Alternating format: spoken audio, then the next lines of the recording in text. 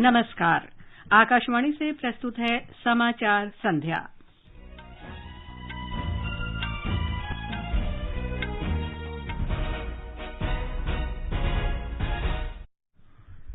केंद्र सरकार ने राज्यों और केंद्र शासित प्रदेशों के साथ कोविड टीकाकरण के प्रगति की समीक्षा की।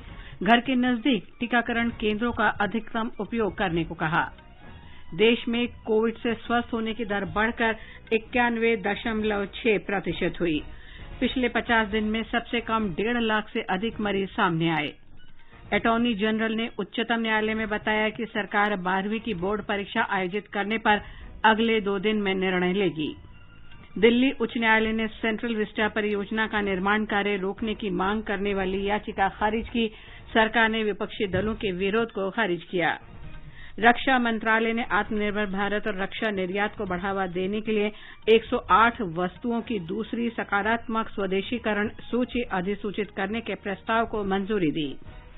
कर्मचारी भविष्य निधि संगठन ईपीएफओ ने अपने सदस्यों की सहायता के लिए दूसरे गैर भुगतान योग्य कोविड अग्रिम को स्वीकृति दी। केंद्र ने जल जीवन मिशन के तहत गुजरात को 3,400 करोड़ रुपए से अधिक का अनुदान आवंटित किया। एक बड़े नीतिगत बदलाव में चीन ने 3 बच्चे पैदा करने को स्वीकृति दी। और एशियाई मुक्केबाजी चैंपियनशिप के फाइनल में अमित पंघल का मुकाबला ओलिंपिक और विश्व चैंपियन जोइरेव शाखोबिदिन से जारी। समाचार संध्या में रवि कपूर के साथ मैं लवलीन निगम। कोरोना संक्रमण को देखते हुए आपसे अपील है कि लापरवाही न बरतें, सभी एहतियाती उपायों का पालन करें और पहला टीका लगवा चुके 45 वर्ष से अधिक उम्र के लोग सही समय पर दूसरा टीका लगवाएं। 3 आसान उपायों का पालन करें और सुरक्षित रहें। मास्क लगाएं, 2 गज की सुरक्षित दूरी बनाए रखें, बार-बार हाथ धोएं और साफ सफाई रखें। लोगों को कोविड से संबंधित जानकारी देने और उनके मार्गदर्शन के लिए राष्ट्रीय हेल्पलाइन कार्यरत है। इसका नंबर है 011-2397-8046 और 1075। और अब समाचार विस्तार से। स्वास्थ्य मंत्रालय ने आज टीकाकरण की प्रगति के बारे में राज्यों और केंद्र शासित प्रदेशों के प्रशासकों के साथ वीडियो कॉन्फ्रेंस के माध्यम से समीक्षा बैठक की। ये बैठक टीकाकरण की गति बढ़ाने के लिए राज्यों को दिए गए अधिक अधिकार और उन्हें अगले महीने के लिए टीकों की अधिक आपूर्ति को देखते हुए बुलाई गई थी। स्वास्थ्य सचिव राजेश भूषण ने बैठक की अध्यक्षता करते हुए इस महीने के अंतिम सप्ताह में टीकाकरण में तेजी लाने के राज्यों और केंद्र शासित प्रदेशों के प्रयासों की सराहना की। उन्होंने कहा कि टीकाकरण की गति और तेज किए जाने की गुंजाइश है। राज्यों और केंद्र शासित प्रदेशों को अगले महीने टीके की लागत 12 करोड़ खुराक उपलब्ध करा दी जाएगी ताकि वे अधिक लोगों को टीके लगा सकें। स्वास्थ्य सचिव ने आश्वासन दिया कि केंद्र सरकार राज्यों और अगले केंद्र शासित प्रदेशों को बफर स्टॉक के लिए भी टीके उपलब्ध कराएगी ताकि टीकाकरण अभियान तेज गति से चलाया जा सके। राज्यों और केंद्र शासित प्रदेशों को लोगों के आवास के निकट टीकाकरण केंद्र बनाने और इनके बारे में उन्हें जानकारी देने को भी कहा गया है। कोविड महामारी से निपटने और नियंत्रण के लिए व्यापक प्रबंधन रणनीति के अंतर्गत संक्रमण की जांच, पता लगाना, इलाज और कोविड से बचने के लिए उचित व्यवहार के साथ साथ टीकाकरण एक सशक्त माध्यम है। केंद्र सरकार राष्ट्रव्यापी टीकाकरण चलाकर राज्यों और केंद्र शासित प्रदेशों की मदद कर रही है और उन्हें निःशुल्क कोविड टीके उपलब्ध कराए जा रहे हैं। राज्यों और केंद्र शासित प्रदेशों को सीधे ही टीके खरीदने की सुविधा भी दी गई है। ब्यौरा हमारे संवाददाता से। 1 मई से आरंभ कोविड टीकाकरण का उदार और तीसरा चरण देश भर में चल रहा है। इसके तहत केंद्र सरकार टीका उत्पादकों से हर महीने उत्पादन का 50% टीका खरीदकर राज्यों और केंद्र शासित प्रदेशों को बिल्कुल मुफ्त उपलब्ध करा रही है। इस दिशा में अब तक 23 करोड़ से ज्यादा टीके राज्यों और केंद्र शासित प्रदेशों को मुफ्त में दी जा चुकी है। स्वास्थ्य मंत्रालय के अनुसार अभी 1 करोड़ 75 लाख से ज्यादा टीके राज्यों के पास उपलब्ध हैं और उन्हें अगले 3 दिनों में 2,73,000 से अधिक और टीके दी जाएंगी। दिवाकर, आकाशवाणी समाचार, दिल्ली। देश में आज कोविड के नए मरीज पिछले 50 दिनों में सबसे कम दर्ज हुए हैं। पिछले 24 घंटों में 1,52,734 नए मरीजों की पुष्टि हुई है। स्वस्थ होने की दर बेहतर होकर 91.6% हो गई है। लगातार 18वें दिन प्रतिदिन स्वस्थ होने वालों की संख्या नए मरीजों से अधिक रही है। कल 2,38,000 से अधिक मरीज स्वस्थ हुए। अब तक देश में 2,56,92,000 से अधिक मरीज संक्रमण से ठीक हो चुके हैं। 3,128 लोगों की मौत हुई है। अब तक 3,29,000 से अधिक लोगों की मौत हो चुकी है। कोविड की जांच क्षमता में तेजी लाई गई है और अब तक 34,48,00,000 से अधिक जांच की जा चुकी है। सरकार अगले 2 दिन में 12वीं कक्षा की बोर्ड परीक्षा आयोजित करने पर अंतिम निर्णय लेगी। अटॉर्नी जनरल के वेणुगोपाल ने आज ये बात उच्चतम न्यायालय की पीठ को बताई। ये पीठ सीबीएसई और council for the Indian school certificate examination CISCE की 12वीं कक्षा के परीक्षाओं को कोरोना संक्रमण के कारण रद्द करने की मांग करने वाली याचिका पर सुनवाई कर रही थी। केंद्र ने आज म्यूकोरमाइकोसिस रोग के इलाज में काम आने वाले एम्फोटेरिसिन B टीकों की 30,000 से अधिक अतिरिक्त खुराक राज्यों, केंद्र शासित प्रदेशों और केंद्रीय संस्थानों को उपलब्ध करा दी है। महाराष्ट्र को सबसे अधिक 5,900, गुजरात को 5,630, राजस्थान को 3,670 और कर्नाटक को 1,930 टीके आवंटित किए गए हैं। रेलवे ने देश के 15 राज्यों में 21,939 मीट्रिक टन मेडिकल ऑक्सीजन पहुंचाई है। अभी तक 321 ऑक्सीजन एक्सप्रेस अपना सफर पूरी कर चुकी हैं। ऑक्सीजन एक्सप्रेस ने दिल्ली NCR क्षेत्र में ऑक्सीजन की आपूर्ति 7,500 टन को पार कर लिया है। महाराष्ट्र के मुख्यमंत्री उद्धव ठाकरे ने लोगों से ग्रामीण क्षेत्रों में कोविड के फैलाव को रोकने के लिए बड़ी संख्या में कोरोना मुक्त गांव अभियान में शामिल होने की अपील की। मुख्यमंत्री ने राज्य के 3 सरपंचों की सराहना की, जिनमें शोलापुर जिले के अंतरौली गांव की युवती सरपंच कोमल कारपे शामिल हैं। उनके नेतृत्व में गांव अब कोरोना मुक्त हो गया है। एक रिपोर्ट। फरवरी के मध्य में कोरोना की दूसरी लहर की शुरुआत के दौरान सोलापुर जिले के अंतरौली के ग्राम प्रशासन को गंभीर चुनौती का सामना करना पड़ा। गांव के एक विशेष स्कूल के 46 बुद्धि विकलांग छात्र एक साथ कोरोना पॉजिटिव पाए गए। इस स्थिति की जिम्मेदारी लेते हुए 21 वर्षीय महिला सरपंच कोमल कापरे ने गांव को घातक वायरस से मुक्त कराने का संकल्प लिया। करीब 2,298 आबादी वाले इस गाँव के सरपंच कापरे ने कोरोना संक्रमण से निपटने के लिए ट्रेसिंग, टेस्टिंग, ट्रीटमेंट के फॉर्मूले पर आधारित स्वास्थ्य विभाग की मदद से काम शुरू किया। ग्राम पंचायत ने गांव में सभी को मास्क, सैनिटाइजर बांटे। हर घर में कोरोना के प्रति जागरूकता फैलाने का प्रयास किया गया। कोरोना वॉरियर्स समिति का गठन किया गया और ग्रामीणों ने कोरोना उचित व्यवहार के कड़ाई से पालन के लिए अभियान चलाया। इन सभी प्रयासों को ग्रामीणों ने दिए सहकार्य से अब इस गाँव में कोई सक्रिय कोविड मामला नहीं है। राज्य के मुख्यमंत्री उद्धव ठाकरे ने इस गाँव का उदाहरण देते हुए अपने भाषण में सरपंच कोमल करते के नेतृत्व की तारीफ की। अपने पिता की नौकरी के कारण शहरों में बचपन बिताने के बावजूद कोमल ने पिछले दिसंबर में ग्राम पंचायत चुनाव में भाग लिया और सीधे सरपंच चुनी गई। वह हमेशा ही अपने गांव के प्रति अत्यधिक भावुक थी और गांव के विकास के लिए आग्रही थी। सरपंच करते ने बैचलर ऑफ बॉटनी तक पढ़ाई की है। कम उम्र में ही गाँव की कमान संभालकर अच्छा प्रभाव डाला है और प्रतिबद्ध प्रयासों की हर स्तर पर सराहना हो रही है। निवेदिता, आकाशवाणी समाचार, मुंबई।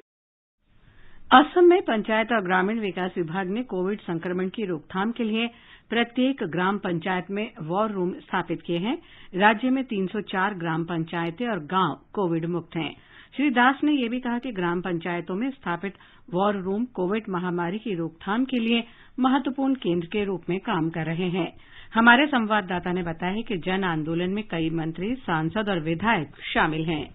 असम में पंचायत और ग्रामीण विकास विभाग कोविड-19 महामारी के खिलाफ लड़ाई में सक्रिय रूप से शामिल है। पंचायत मंत्री रंजीत कुमार दास ने आज गुवाहाटी में बताया कि प्रत्येक ग्राम पंचायत में वॉर रूम बनाने के साथ ही ग्रामीण क्षेत्रों में टास्क फोर्स का भी गठन किया गया है। टास्क फोर्स द्वारा ग्रामीण क्षेत्रों में सैनिटाइजेशन का काम किया जा रहा है। श्री दास ने यह भी कहा कि प्रदेश में मनरेगा और प्रधानमंत्री ग्रामीण आवास योजना जैसे योजनाओं को समर्पित दृष्टिकोण के साथ लागू किया जा रहा है। कोविड की पहली लहर में दूसरे राज्यों से असम लौटे 62,000 से अधिक लोगों को विभाग द्वारा पहचान की गई है और वे लोग विभिन्न गतिविधियों में लगे हुए हैं। मानस प्रतिम शर्मा, आकाशवाणी समाचार, गुवाहाटी। मेघालय में आज न्यू शिलोंग टाउनशिप के उमसावली में कोविड स्टेप डाउन अस्पताल का उद्घाटन किया गया। यह अस्पताल 50 बिस्तरों के साथ शुरू हुआ है और एक सप्ताह के भीतर शेष 50 बिस्तरों को भी शुरू कर दिया जाएगा। बिहार सरकार ने राज्य में लॉकडाउन को 8 जून तक बढ़ाने की घोषणा की है। इस दौरान टीकाकरण केंद्र, बैंक और आवश्यक सेवाएं जारी रहेंगी। ये फैसला मुख्यमंत्री नीतीश कुमार की अध्यक्षता में हुई संकट प्रबंधन समूह की बैठक में लिया गया। मुख्यमंत्री ने कहा कि राज्य में लॉकडाउन का अच्छा प्रभाव देखने को मिल रहा है। श्री नीतीश कुमार ने कहा कि लॉकडाउन के बाद संक्रमण दर घटी है और स्वस्थ होने वालों की दर में बढ़ोतरी हुई है। नए दिशा निर्देशों के अंतर्गत सरकारी कार्यालय 25% उपस्थिति के साथ प्रतिदिन शाम 4 बजे तक खुलेंगे। गैर सरकारी कार्यालय बंद रहेंगे। दिल्ली सरकार ने आज से लॉकडाउन 1 सप्ताह के लिए और बढ़ा दिया है। साथ ही संक्रमण नियंत्रण क्षेत्रों से बाहर कुछ गतिविधियां शुरू करने की अनुमति दी गई है। जिला आपदा प्रबंधन प्राधिकरण के आदेश के वैध औद्योगिक क्षेत्रों में औद्योगिक इकाइयों में उत्पादन शुरू करने और निर्माण स्थल पर निर्माण कार्यों की भी इजाजत दी गई है। निर्माण स्थलों और फैक्ट्रियों में वे ही कामगार कार्य कर सकेंगे जिनमें संक्रमण के कोई लक्षण न हों। स्पुतनिक वैक्सीन टीके दिल्ली को अगले महीने से उपलब्ध हो जाएंगे। मुख्यमंत्री अरविंद केजरीवाल ने कहा कि टीके के निर्माताओं ने 20 जून के बाद कुछ टीके देने का आश्वासन दिया है। छत्तीसगढ़ में कोविड का उपचार करा चुके लोगों में संक्रमण के बाद के प्रभाव को कम करने के लिए आज से योग का वर्चुअल कार्यक्रम शुरू किया गया है। ब्यौरा हमारे संवाददाता से। छत्तीसगढ़ योग आयोग ने आज से योगाभ्यास और योग परामर्श का वर्चुअल शुरू किया है। यह कार्यक्रम हर रोज 2 पालियों में आयोजित किया जाएगा। इसका सोशल मीडिया पर भी लाइव प्रसारण किया जाएगा। इस कार्यक्रम के तहत योग प्रशिक्षक लोगों को योगाभ्यास और श्वसन क्रिया का अभ्यास कराएंगे। इस कार्यक्रम का उद्देश्य लोगों में पोस्ट कोविड प्रभावों को कम करने के साथ ही होम आइसोलेशन में कोरोना संक्रमण का इलाज करा रहे लोगों में कोविड-19 के प्रभावों को कम करना और उनकी रोग प्रतिरोधक क्षमता बढ़ाना है। विकल्प शुक्ला, आकाशवाणी समाचार, रायपुर। केंद्र सरकार कोविड-19 महामारी की चुनौतियों से निपटने के लिए पूरी तरह तैयार है और इसके लिए सभी आवश्यक कदम उठा रही है। कोरोना वायरस को फैलने से रोकने के लिए सबसे अहम बात यह है कि स्वास्थ्य और परिवार कल्याण मंत्रालय द्वारा संक्रमण के बचाव के लिए जारी किए जा रहे दिशा निर्देशों की सही जानकारी लोगों तक पहुंचाई जाए। केंद्र और राज्य सरकारों द्वारा तत्काल उठाए गए कदमों के कारण ही इस महामारी से निपटने में लोगों को काफी मदद मिली है। कोविड महामारी के बारे में पूछे जाने वाले सवालों का हल निकालने के लिए राष्ट्रीय और राज्य स्तर पर हेल्पलाइन काम कर रही हैं और ये हेल्पलाइन लोगों को बचाव के उपायों की उपयोगी जानकारी पहुंचा रही हैं। ब्यौरा हमारे संवाददाता से। राष्ट्रीय हेल्पलाइन नंबर है 01123978046 तथा 1075। राज्यों के लिए हेल्पलाइन नंबर हैं अंडमान और निकोबार 03192232102, आंध्र प्रदेश 104-829-7104104, अरुणाचल प्रदेश 104-0360-229-2777 तथा 03602292774 तथा 03602292775। असम के लिए 104, बिहार के लिए 104, चंडीगढ़ के लिए 977-955-8282, छत्तीसगढ़ के लिए 104 तथा 0781-223-5091, दादरा और नगर हवेली और दमन और दीव के लिए 104, दिल्ली के लिए 011-2230-7145 तथा 1800-111-747 और 8800007722। गोवा के लिए 104, गुजरात के लिए 104 तथा 079-2325-0818। इसके अलावा एक और नंबर है 07923251900। हरियाणा के लिए 855-889-3911। हिमाचल प्रदेश के लिए 104। जम्मू और कश्मीर के लिए 091। जम्मू कश्मीर के लिए 0191252098 इसके अलावा एक और नंबर है 019424400283। झारखंड के लिए 104। कर्नाटक के लिए 104 तथा 1075। इसके अलावा एक और नंबर है 08046848600 तथा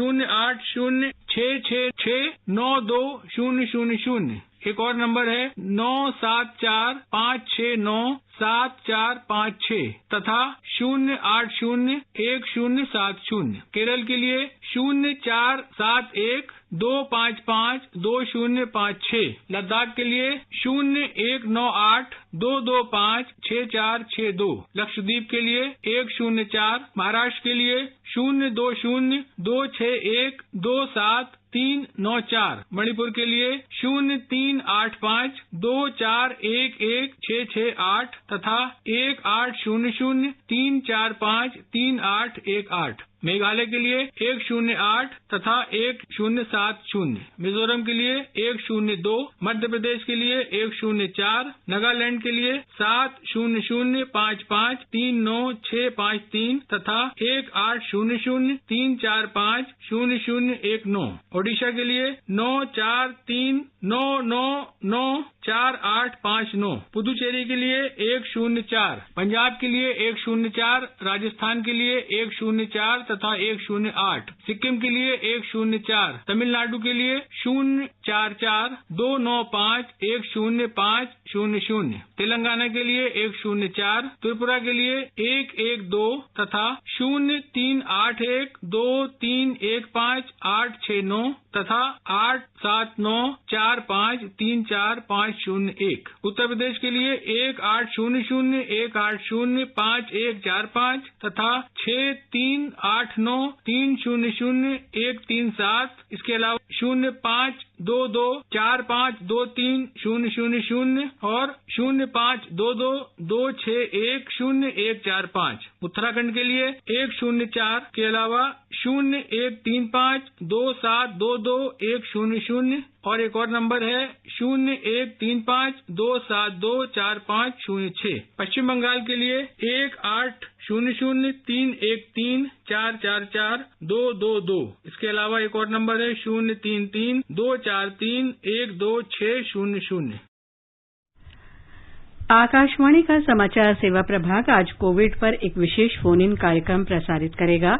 ये कार्यक्रम आज रात 9:30 बजे से एफएम गोल्ड और अतिरिक्त मीटरों पर सुना जा सकता है। जीबी पंत अस्पताल के प्रोफेसर डॉक्टर संजय पांडे चर्चा में भाग लेंगे। श्रोता हमारे टोल फ्री नंबर 1800115767 और 01123314444 पर अपने सवाल पूछ सकते हैं। Twitter handle @AIR news alerts पर #AskAIR के जरिए भी सवाल पोस्ट किए जा सकते हैं। ये समाचार हमारी वेबसाइट newsonair.com/हिंदी और हमारे mobile app news on AIR पर भी उपलब्ध हैं। जब देश की तरक्की का आधार है आपका टैक्स भुगतान, तो फिर क्यों ना हो उसकी प्रक्रिया आसान। इसीलिए 7 जून 2021 से आ रहा है ई-फाइलिंग 2.0, आयकर विभाग का नया यूजर फ्रेंडली पोर्टल www.incometax.gov.in। इसमें है लॉगिन के लिए सुरक्षित और एकाधिक विकल्प, ऑनलाइन कर भुगतान के लिए अनेक विकल्प, उपयोगकर्ता मैनुअल और step by step video guide का सपोर्ट। इसके अलावा और भी कई नए फीचर्स। ये नया पोर्टल www.incometax.gov.in 7 जून 2021 से प्रारंभ होगा। इस प्रक्रिया में 1 से 6 जून 2021 तक ई-फाइलिंग जैसी ऑनलाइन सुविधाएं उपलब्ध नहीं रहेंगी। प्रत्येक आयकरदाता एक राष्ट्र निर्माता। समाचार संध्या में आपका फिर स्वागत है। आगे बढ़ने से पहले मुख्य समाचारों पर एक नजर। केंद्र सरकार ने राज्यों और केंद्र शासित प्रदेशों के साथ कोविड टीकाकरण की प्रगति की समीक्षा की। उनसे घर के नजदीक टीकाकरण केंद्रों का अधिकतम उपयोग करने को कहा। देश में कोविड स्वस्थ होने की दर बढ़कर 91.6% हुई। पिछले 50 दिनों में सबसे कम 1.5 लाख से अधिक मरीज सामने आए। अटॉर्नी जनरल ने उच्चतम न्यायालय में बताया कि सरकार 12वीं की बोर्ड परीक्षा आयोजित करने पर अगले 2 दिन में निर्णय करेगी। दिल्ली उच्च न्यायालय ने सेंट्रल विस्टा परियोजना का निर्माण कार्य रोकने की मांग करने वाली याचिका खारिज की। सरकार ने विपक्षी दलों के विरोध को खारिज किया। रक्षा मंत्रालय ने आत्मनिर्भर भारत और रक्षा निर्यात को बढ़ावा देने के लिए 108 वस्तुओं की दूसरी सकारात्मक स्वदेशीकरण सूची अधिसूचित करने के प्रस्ताव को मंजूरी दी। कर्मचारी भविष्य निधि संगठन ईपीएफओ ने अपने सदस्यों की सहायता के लिए दूसरे गैर भुगतान योग्य कोविड अग्रिम को स्वीकृति दी। केंद्र ने जल जीवन मिशन के अंतर्गत गुजरात को 3,400 करोड़ रुपए से अधिक का अनुदान आवंटित किया। एक बड़े नीतिगत बदलाव में चीन ने 3 बच्चे पैदा करने की स्वीकृति दी और एशियाई मुक्केबाजी चैंपियनशिप में अमित पंघाल ने रजत पदक हासिल किया। दिल्ली उच्च न्यायालय ने कोविड महामारी के दौरान सेंट्रल विस्टा एवेन्यू का निर्माण कार्य रोकने की मांग करने वाली याचिका खारिज कर दी है। न्यायालय ने याचिकाकर्ता पर 1 लाख रुपए का जुर्माना भी लगाया है। न्यायालय की पीठ ने कहा कि सेंट्रल विस्टा एवेन्यू पर काम सेंट्रल विस्टा परियोजना का एक हिस्सा है और ये जनहित के लिए महत्वपूर्ण है। सेंट्रल विस्टा एवेन्यू के पुनर्विकास के निर्माण कार्य को परियोजना से अलग नहीं रखा जा सकता। पीठ ने कहा क्योंकि कामगार कार्यस्थल पर काम करने के अलावा वहीं पर रहते हैं, इसलिए काम को रोकने के लिए कोई आदेश पारित करने का सवाल ही नहीं होता। सरकार ने सेंट्रल विस्टा परियोजना की विपक्ष की आलोचना को खारिज करते हुए कहा है कि पिछले कुछ महीनों से इस बारे में झूठ फैलाया जा रहा है। दिल्ली उच्च न्यायालय के आदेश के बाद आवासन और शहरी मामलों के मंत्री हरदीप सिंह पुरी ने कहा कि 2 परियोजनाओं नए संसद भवन और सेंट्रल विस्टा एवेन्यू के काम शुरू करने का फैसला कोविड महामारी से पहले ले लिया गया था। परियोजना की लागत के बारे में आरोपों पर उन्होंने कहा कि इस पर लगभग 1,300 करोड़ रुपए का खर्च आएगा। श्री पुरी ने कांग्रेस के आरोपों का खंडन करते हुए कहा कि नए संसद भवन की परियोजना की अवधारणा को पिछले यूपीए सरकार ने अंतिम रूप दिया था। उन्होंने बताया कि सरकार नए संसद भवन का निर्माण देश की स्वतंत्रता की 75वीं वर्षगांठ 2022 के पहले पूरा करना चाहती है। इस समय 2 projects are under implementation and those are the new Parliament building और Central Vista Avenue। ये क्यों प्रायोरिटी बेसिस पे ये 2 सेगमेंट्स पे हम काम कर रहे हैं? क्योंकि 2022 में 75th anniversary celebrations we had always planned कि these will be held in the new Parliament building। प्रधानमंत्री आवास का काम इस वर्ष अगस्त में शुरू किए जाने की संभावनाओं का खंडन करते हुए श्री पुरी ने बताया कि इसके डिजाइन को अभी मंजूरी नहीं दी गई है। वर्तमान में केवल नए संसद भवन तथा सेंट्रल विस्टा परियोजना का काम जारी है। प्रधानमंत्री आवास सारे प्रोजेक्ट में बनेगा। मैंने आपको बताया इसका अभी डिजाइन ही नहीं आया हमारे पास, तो किस स्टेज पे बनेगा? अब अगस्त है, दिसंबर है या कोई और महीना है, that is a separate issue. But facts are, अगर हम कहते हैं लाइकली टू स्टार्ट, अभी उसका कोई पॉसिबिलिटी नहीं है।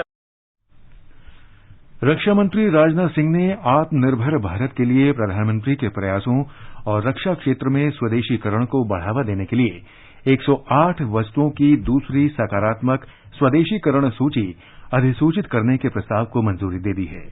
इससे आत्मनिर्भरता हासिल करने और रक्षा निर्यात बढ़ाने के लक्ष्य को पूरा करने के लिए सार्वजनिक और निजी क्षेत्र की सक्रिय भागीदारी के साथ स्वदेशीकरण को और बढ़ावा मिलेगा। ये सभी 108 वस्तुएं रक्षा खरीद प्रक्रिया 2020 के प्रावधानों के अनुरूप स्वदेशी स्रोतों से खरीदी जाएंगी। इस दूसरी सूची में हथियारों या प्रणालियों पर विशेष ध्यान केंद्रित किया गया है।